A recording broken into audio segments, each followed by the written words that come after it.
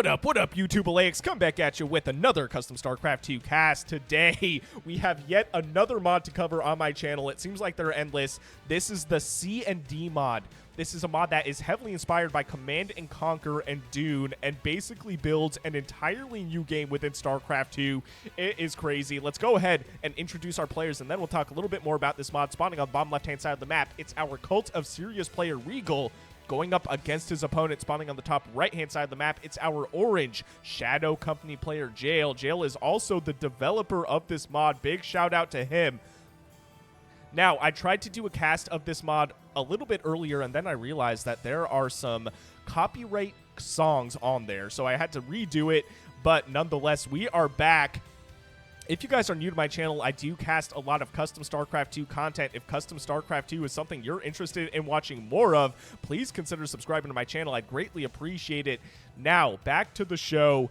One thing I noticed about this mod, there are 8 factions, and each faction starts off looking virtually identical, but the difference lies in kind of their base mechanics. So, for example, the Cult of Sirius has the nuclear reactors trait. So each race or faction has a trait. The nuclear reactors trait has a power plants explode mechanic. You can't sell power plants, and you start with less money. But other structures you can sell. So, for example, this infantry armory, you can salvage it. You can sell structure, sells the structure, removing it and returning 50% of its credit value. One thing to consider is you don't have minerals. You're mining Tiberium, which returns you money. You can't see it in the replay UI, but this is money. And then you also have power. Power is effectively your max supply, which is what you would use power plants for. One other really cool thing about this mod is the maps are completely custom built to manage water pathing. So take a look at this. We have oil tankers, and they are going to the oil derricks right here. And yeah, you have complete water pathing on these units. It's absolutely insane. Taking a look at what Jale is doing, he is also returning oil from the oil derricks with the oil tankers. The oil does convert to money as well, so you have a single resource, which is money, effectively. And then, like I said, power is your supply. Here we go. We have what are going to be, I believe these are cultist flyers, flying across the map to the opposing oil derrick. This is going to be interesting. So the oil tankers have 1,000 hit points. Look at this, 1,000 HP. They are going to be a lot harder to kill than your typical worker from StarCraft 2. Let's take a look actually at how much damage the cultist flyers do. They do 8 damage versus biological. They do 15, and their weapon speed is 1. So this is going to take quite a long time to kill a single oil tanker. And take a look at this, losing about 200 hit points. Going into the oil derrick, it will have a brief respite while it picks up its oil. And look at this. The oil derricks, I think, actually look a little different when they're carrying oil. Maybe not. Maybe I'm mistaken. Maybe that was actually the angle of the oil derricks. For a second, I thought they turned green, but never mind. I think they don't actually change. But let's see how long it takes to actually kill one of these oil tankers. I'm not sure this is going to be ideal, but underwater, it's hard to see unless you go into this full kind of eagle eye view angle. We have toxic seahorses. One interesting thing about the cultists, or the Cult of Sirius, I should say, are they have access to alien units. So they're not fully human. They will have alien units at their disposal. One of these oil tankers is going to go down relatively soon right here. It does go down. I think that's the first one that went down. This is going to be really difficult for Jale to deal with until he gets some units, some flying units, or water units to defend against this. And here we go, the Cobras from the starport, or starport equivalent, I should say, taking out those flyers, but unfortunately missing these toxic seahorses. I don't know. I think they may be underwater. I don't think they're stealth though, but they are underwater. Some units underwater are stealthed. And to be fair, at this angle, it's really difficult to see. I think ideally you should be playing at this kind of eagle eye view, but another oil tanker going down. This is looking a little rough for Jale, but those Cobras did come out from the aerial facilities, and right here you can see the build Cobra option. It is 900 resources, or 900 money, and it's good against aircraft, infantry, and light vehicles, weak against anti-air and structures. So it's not something you'll use to fight structures, but it would be something that you use against kind of harassment. I forgot to mention the Shadow Company. They have the Defender trait. So they have cheaper defenses, they have veteran defenses, and they have slower attack speed for units. Oh, here we go, actually. The construction yard, or sorry, the naval yard is going down. We have a Shadow Submarine, though. The Shadow Submarine will be able to defend against these toxic seahorses. Now, the Shadow Submarine is a really interesting unit. It is kind of cloaked when it's underwater, right? So it's not kind of cloaked, it's absolutely cloaked while it's underwater, but unfortunately I think the monster units have detection built in.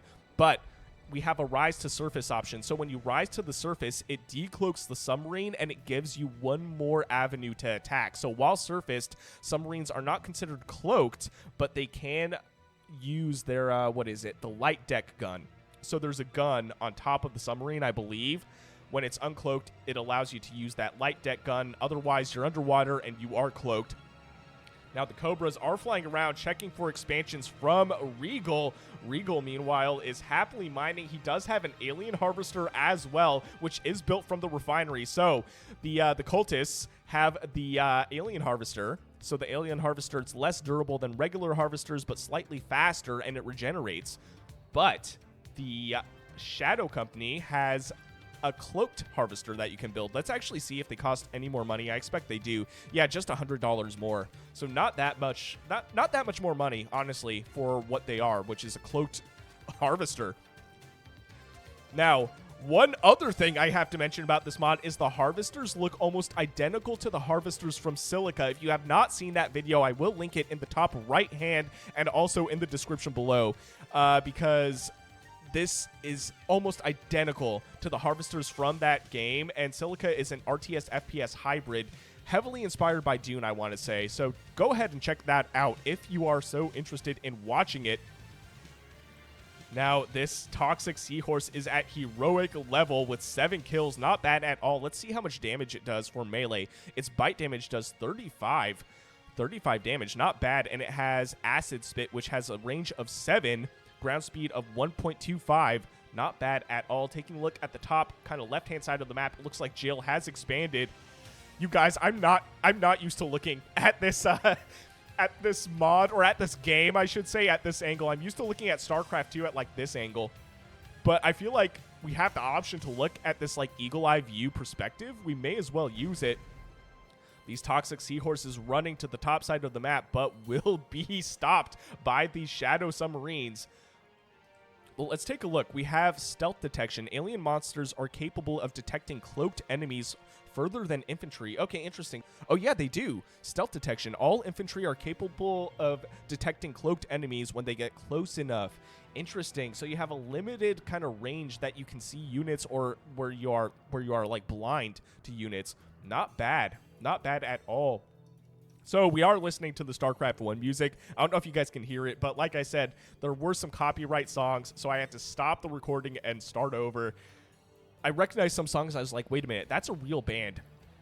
Oh, here we go. We have the Leviathan. So the Leviathan is from the, the naval yard, and here we go, the Leviathan. It's good against submarines and naval units, weak against everything else. It's a large underwater naval superiority alien with moderate speed and high durability. It has melee attack, and it also has kind of torpedo attack, and the torpedo is actually the massive spikes. So this is insane. This is crazy. Look at this. So these are going to be doing a lot more damage to the oil tankers with the ability to do tremendous damage. 300 damage at melee range, and 100 damage at, how much range was that? 8.5 range. Not bad at all. This is not looking very good for Jale, for Jale's economy. To be fair, though, Jale does have good money coming in, though. Oh, you know what? That's probably because of his expansion on the top left-hand side on this island. Now, it looks like this oil derrick is safe. It's kind of on like a little underwater plateau, so I don't think these Leviathans can actually reach it. And Riegel deciding to swim across the map and do some damage to the naval macro structures. So we have two naval yards, and we also have the oil refinery right here. And the oil refinery will be under siege by at least one of these Leviathans. I believe this is where the oil tankers go. We do have stealth frigates, which are going to do some damage to these Leviathans, but I think the Leviathans are basically a counter to the naval units. Great kiting by Riegel as well. But these stealth frigates are building really fast, actually. We have one Leviathan on the back of this, though, able to take out some of these frigates, and now the oil refinery is in danger once again. This is really going to cripple the economy for our orange Shadow Company player. And I just wanted to show it again. Look at how much more difficult it is. I mean, they're like not underwater right now, but I really feel like the game's meant to be played like this. The water is virtually completely see-through, where here it's kind of covered in shadow. We have one toxic seahorse as well joining the party. I love that. What are these? Oh my god, what are these? These are Redeemer battleships. What? Those remind me so much of like a Space Marine ship. Here it is. Okay, the Redeemer battleship. So, what is this good against? Strong versus everything. Yeah, naturally. Weak versus massive amounts of aircraft or anti-air. So I wonder if these are like single target frigates, basically. Oh, here we go. We also have the Tiberium spikes under fire from the Cobras. Now, the Tiberium spike, you basically repair these things, and they give you passive income, as you can see, plus 50, plus 50. So that is also going to cripple the economy for our pink player. Oh, man, this is insane. How much damage do these battleships do? Okay, so they have tail lasers for the, I guess, their flank. And they have a laser lance, which does 1,000 damage. That means these oil tankers are going to be one-shotted. But the rate of fire is really slow on these Redeemer battleships. But they are so crazy cool looking, man. I had somebody hate on me for saying insane, but I have no other words than insane to describe this mod. Jale, you outdid yourself, man. So the Redeemer battleship, a shadow aircraft, but a very slow aircraft nonetheless. I mean, I'm really impressed. To be fair, the damage translation isn't really something that you could use for StarCraft, right? It doesn't necessarily translate to StarCraft.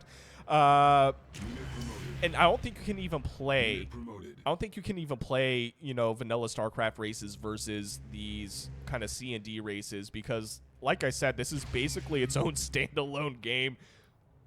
Oh, man. Meanwhile, we have the Leviathans trying to do some damage to the base for Jale, the base on this island. But unfortunately, those Leviathans are swimming units. They are not flying units. It would be really interesting if you could have a unit that could go underwater and cloak and then a unit that could fly. I feel like if you had an alien unit, that would be kind of fitting. But look at this. These battleships are going to be doing so much damage to the ground, to everything, basically, except for maybe these Rocketeers, which are, I believe, anti-air units, and they're really small, and there's a lot of them. So I think that's why these units are technically weak against massive amounts of units, because their rate of fire is really slow. But Jale does have one Redeemer battleship left.